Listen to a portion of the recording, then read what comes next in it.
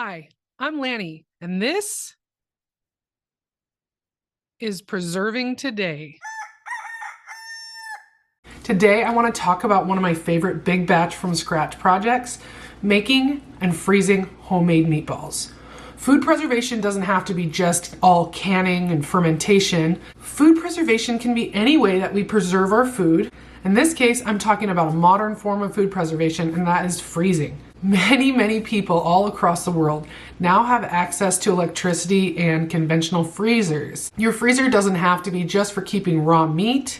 It can also be for many other things, including pre-made, homemade, bulk foods that are quick heat and eat meals for any time you need them. I love to have my freezer stocked with a variety of different quick heat and eat meals so that I can make scratch homemade food on a dime when I don't have the time. And this will keep me from going to the grocery store, deli, or trying to order takeout. You can do this with any meatball recipe, so I'm not really going to focus on the recipe itself, but I will put my recipe here.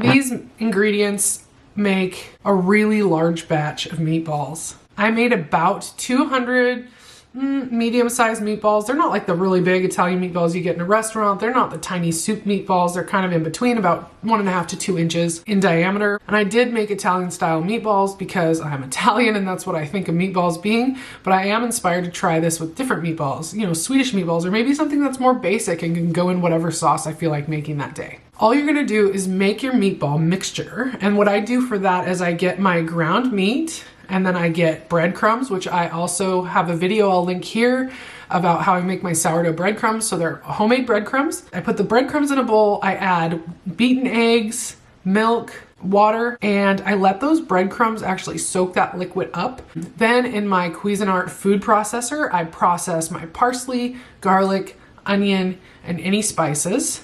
I also shred all my Parmesan and then add that and pulse it with the garlic and onion and parsley mix. I put that in with the breadcrumb, mix that really good, and then put everything in with my meat.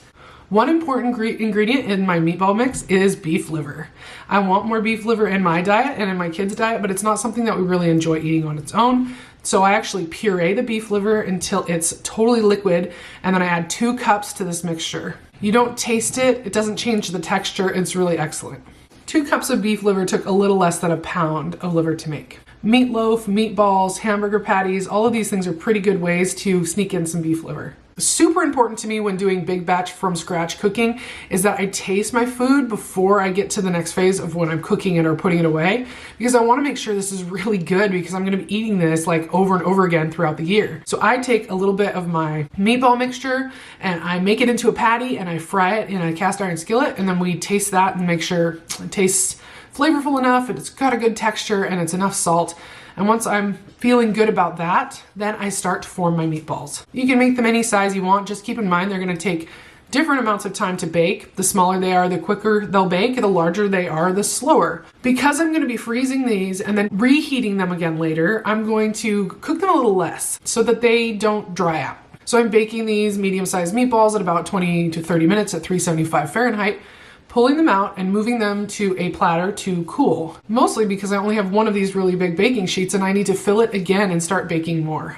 After the meatballs are cool enough, I'm going to vacuum seal them. And I mean cool enough, like completely cooled. You can also put these on a different cookie sheet and stick them in the freezer to cool them quicker. Now comes the most important tool for a big batch from scratch freezer kitchen, and that is the vacuum sealer. I wasn't actually sold on it at first. It took me a while to come around, but now that I use it for freezer projects, I absolutely love it. I put as many meatballs as I think we'll eat in a meal as our family of 4. And then I vacuum seal that. So here I'm putting about 20 to 25 meatballs in each package, and I kind of like to plan for leftovers. So this will be one night of either like sandwiches or just meatballs and sauce or meatballs and pasta.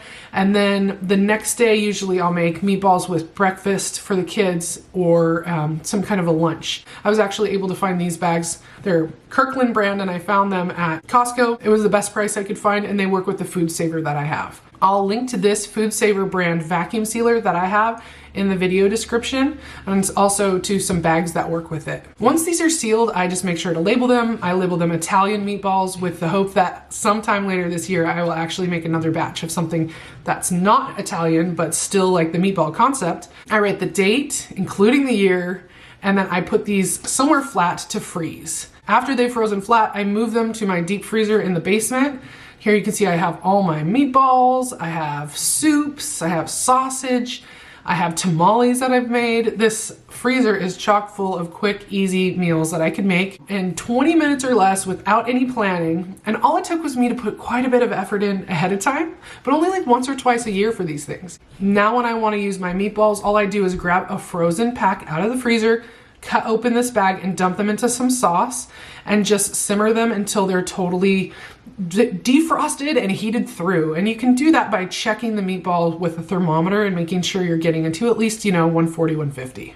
Big batch from scratch cooking is my favorite way to have my freezer stocked with convenience meals so that I can rely on food that I've made with ingredients that I want to be consuming and not rely on the grocery store that has convenience foods that are less than nutritious. Have you ever made freezer meatballs? Is this the way you do it? Let me know in the comments. Thanks for watching. I'm Lanny, and this was Preserving Today.